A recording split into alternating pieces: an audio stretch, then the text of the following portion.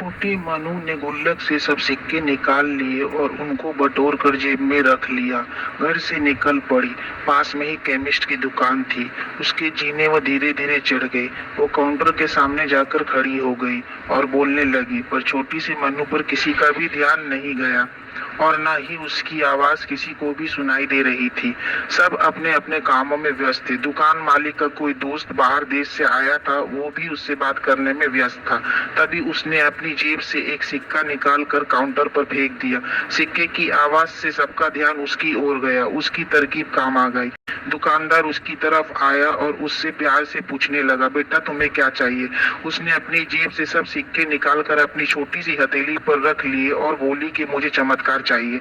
दुकानदार पहले तो समझ नहीं पाया, तो उसने फिर से पूछा। वो बच्ची फिर से बोली, मुझे चमत्कार चाहिए। दुकानदार हैरान होकर बोला, बेटा यहाँ दवाई मिलती है, चमत्कार नहीं मिलता।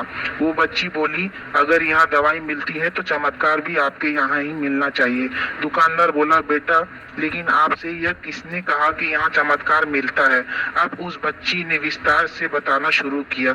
अपनी तोतली आवाज से वह बच्ची बोली, मेरे भैया के सर में ट्यूमर हो गया है। पापा ने मम्मी को बताया है कि डॉक्टर 4 लाख रुपए बता रहे हैं। अगर समय पर इलाज न हुआ तो कोई चमत्कार ही इसे बचा सकता है और कोई संभावना नहीं है। वो रोते हुए माँ से कह रहे थे। वो मालिक का दोस्त उसके पास आकर बैठ गया और प्यार से पूछने लगा, अच्छा कितने पैसे लाई हो तुम चमत्कार खरीदने को? उसने अपनी मुट्ठी से सब रुपए निकाल कर उसके हाथों में रख दिए।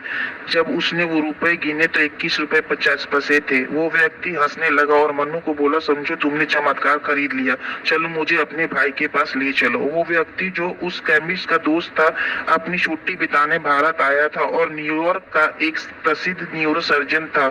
उसने उस बच्ची का इलाज 21 रुपए 50 पैसे में किया और वो बच्चा सही भी हो गया।